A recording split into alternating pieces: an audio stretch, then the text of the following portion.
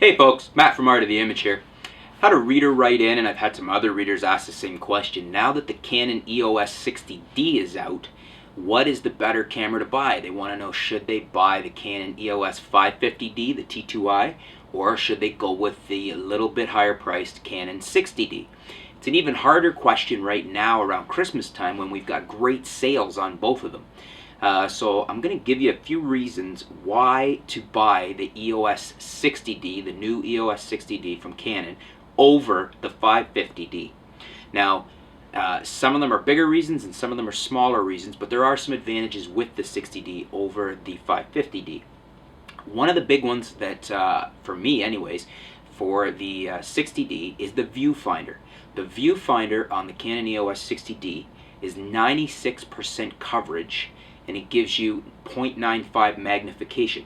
Now, just let me get my numbers straight here. You compare that with the 550D, which is 95% coverage and 0.87 magnification.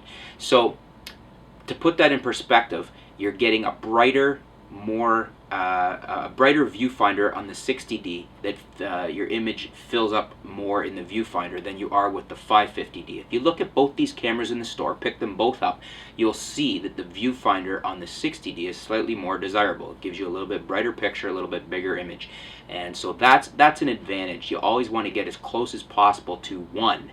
You see that we're at 96%, so you want to get as close to it possible as 100% there. And on magnification, we're at 0.95 versus 0.87. You want to get as close as possible to 1. So the 60D has the edge there in the viewfinder over the 550D. So that's a bonus right there. The 60D and the 550D both share the same autofocus system. It's a 9 cross type points for autofocus. And so they're both decent autofocus systems. So there's no advantage to the 60D over the 550D for the autofocus. So they're both on par there. And the 60D, unlike its younger brother, the 50D, that it replaced, no longer has the autofocus fine-tuning. That used to be a reason that we would say, for instance, when the 50D was against the 500D, to buy the 50D. Can't say that anymore. Unfortunately, Canon has removed that from the Canon 60D, so you no longer get the AF fine-tuning. So that's no longer an additional reason to buy that over the 550D. And then we come to shutter speeds. That's another big reason for some people. Some people it doesn't mean a lot. To a lot of us that get into off-camera lighting and creative lighting, shutter speed is important. The 60D has a top shutter speed of 1/8,000th of a second. The 550 has a top shutter speed of 1/4,000th of a second. So that's another reason to choose the 60D over the 550D, is the higher shutter speed. That's better.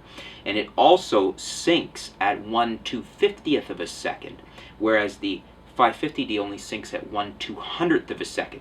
This is important when you get into off-camera lighting with strobes and with flashes and things like that.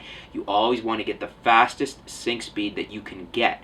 So the 60D takes an advantage there. So that's especially for those of you that are looking into doing a lot of off-camera lighting using flash and things like that. It's a big positive on the 60D side.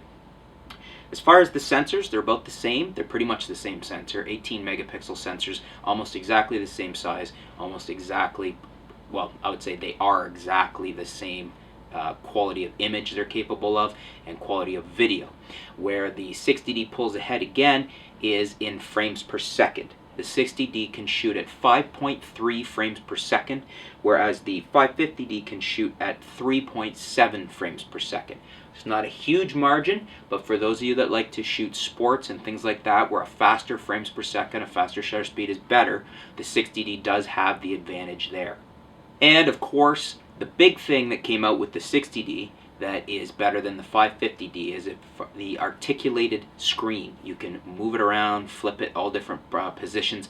That is fantastic, especially for shooting video, which is what a lot of people are using these new DSLRs for, that are video enabled.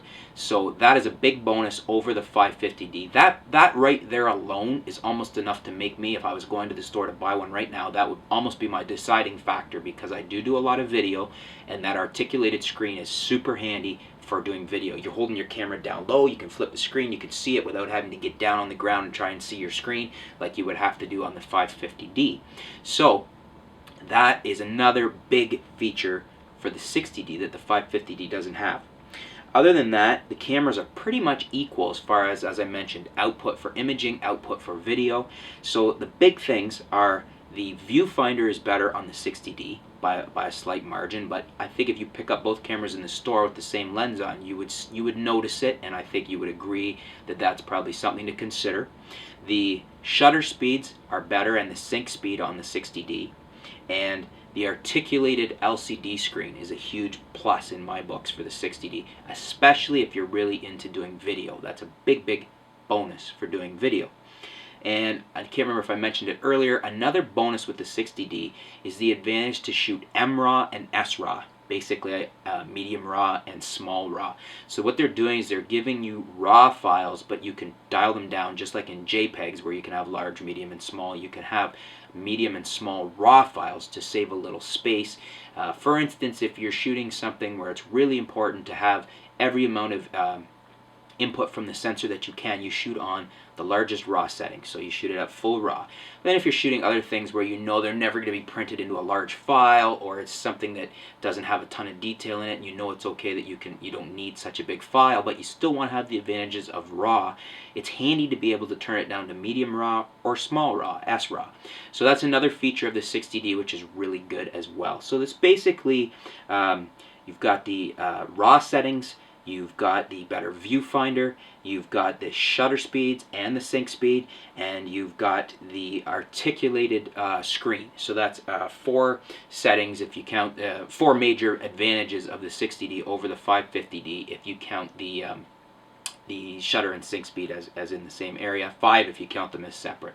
So hope that helps in your decision trying to decide between these two cameras. I know it's kind of tough.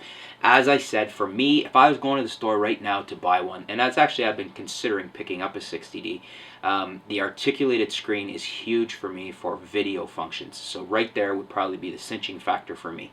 Okay, hope that helps out, folks. Thanks for tuning in to The Art of the Image. We'll talk to you soon. We'll be back with more articles and more video posts, what's going on in the world of photography.